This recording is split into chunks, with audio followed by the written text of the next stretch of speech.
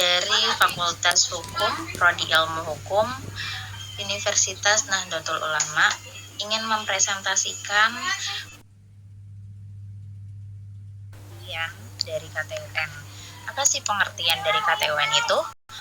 Pengertian dari KTUN adalah keputusan tata usaha negara adalah keputusan tertulis yang dikeluarkan oleh badan atau pejabat tata usaha negara yang bersifat konkret, individual, dan final serta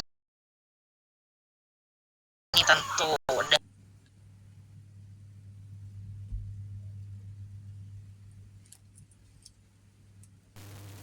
Kemudian di sini juga akan membahas tentang unsur-unsur KTUN. Jadi sebuah KTUN itu dianggap sah apabila memenuhi unsur-unsur berikut, yaitu yang pertama keputusan tertulis. Jadi keputusan tertulis itu bisa berbentuk dokumen resmi seperti surat, perintah, dan sertifikat. Nah, keputusan tertulis ini membantu memberikan bukti administratif yang jelas agar bisa dipertanggungjawabkan dan diarsipkan. Tanpa keputusan tertulis, sulit untuk melakukan pengawasan atau pengujian hukum. Kemudian yang kedua, unsur-unsur KTUN itu ada dikeluarkan oleh badan atau pejabat tata usaha negara. Jadi KTUN itu dikeluarkan atau pejabat tata usaha negara. Badan atau pejabat tata usaha negara ini merupakan otoritas yang memiliki kewenangan berdasarkan hukum administrasi negara, teman-teman.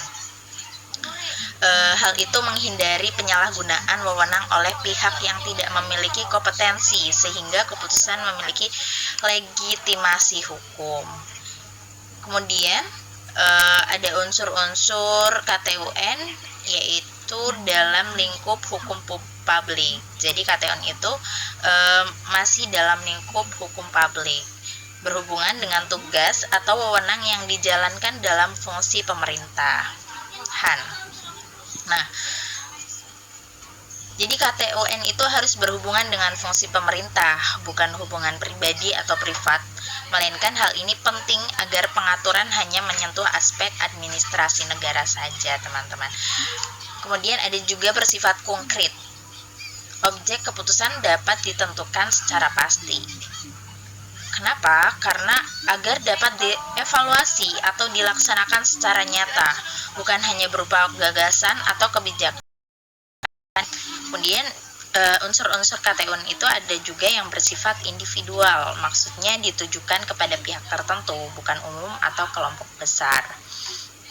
Jadi individual di sini maksudnya menjamin kejelasan siapa yang terkena dampak keputusan sehingga hak-hak individu dapat dilindungi.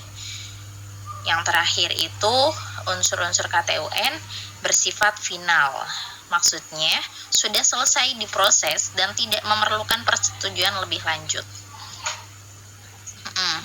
Jadi keputusan final itu menunjukkan bahwa tindakan administrasi tersebut telah selesai diproses sehingga dapat dipertanggungjawabkan dan digugat. Masih ada ada satu lagi yaitu salah satu unsur KTUN yang lainnya ada juga menimbulkan akibat hukum. Jadi maksud dari menimbulkan akibat hukum itu tanpa akibat hukum, keputusan itu tidak memiliki nilai administratif dan tidak relevan dengan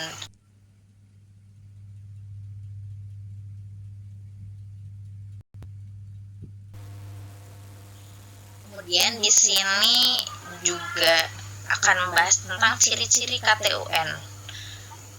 Ciri-ciri KTUN yang pertama ada legalitas formal. Jadi legalitas formal itu memiliki dasar hukum yang jelas, sehingga menjamin bahwa KTUN itu diterbitkan sesuai aturan yang ada, sehingga memberikan kepercayaan kepada masyarakat tentang keabsahan keputusan. Kemudian yang kedua, ada efek hukum. Nah, efek hukum ini mengubah, meniadakan, atau menetapkan hak kewajiban seseorang.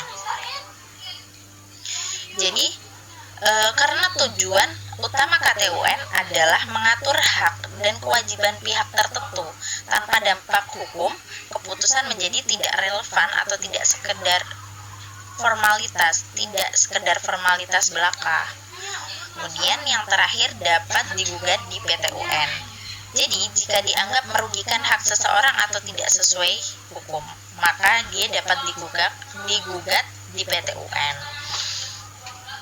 Karena hal itu untuk melindungi masyarakat dari tindakan yang merugikan, maka keputusan tersebut harus dapat dipertanggungjawabkan di pengadilan. Hal ini menciptakan mekanisme kontrol yang efektif. Kemudian di sini juga ada aspek hukum dalam KTUN.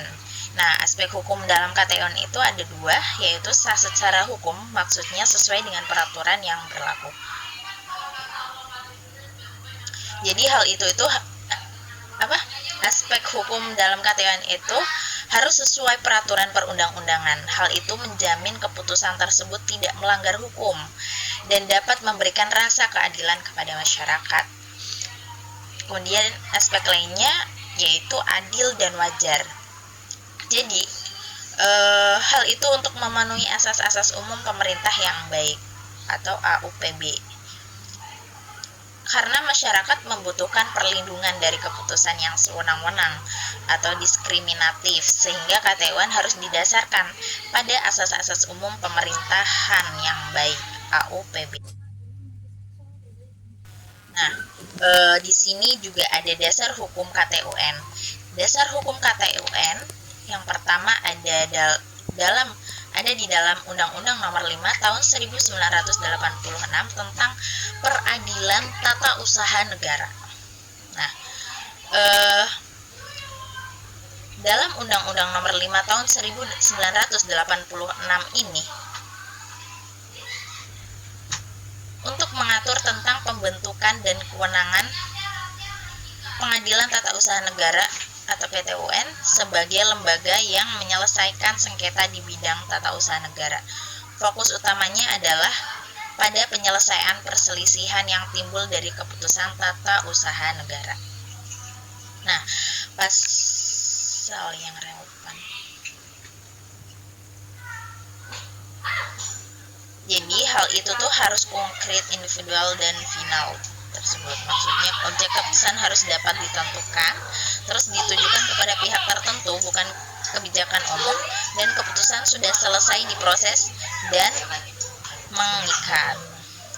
Jadi tujuan undang-undang ini itu untuk menjamin perlindungan hukum bagi masyarakat yang dirugikan oleh tindakan administrasi pemerintah. Kemudian tujuan yang lainnya memberikan mekanisme penyelesaian sengketa yang objektif melalui PTUN, teman-teman, dan juga meningkatkan akuntabilitas pemerintah dalam menjelaskan administrasi negara. Kemudian dasar hukum KTUN yang kedua itu ada Undang-Undang Nomor 30 Tahun 2014 tentang administrasi pemerintah.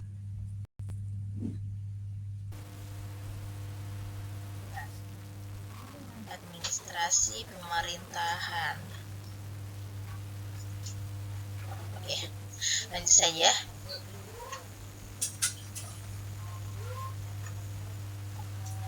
Tadi yang kedua itu, jadi bunyinya, undang-undang itu untuk mengatur prinsip, asas, dan mekanisme penyelenggaraan administrasi pemerintahan untuk meningkatkan efisiensi, transparansi, dan akuntabilitas dalam pengambilan keputusan oleh badan atau pejabat tata usaha negara.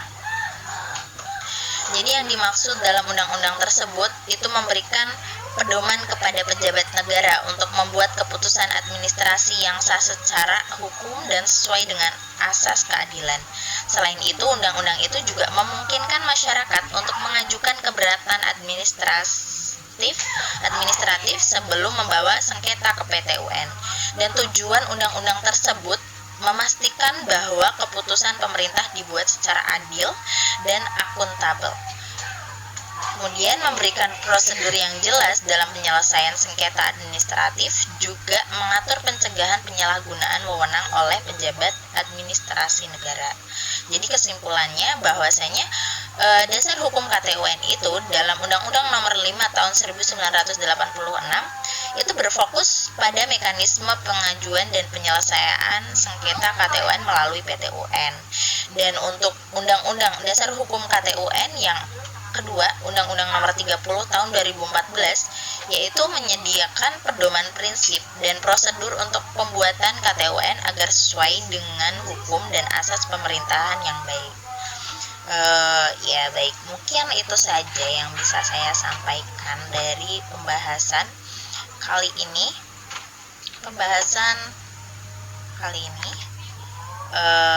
Sekian dan terima kasih.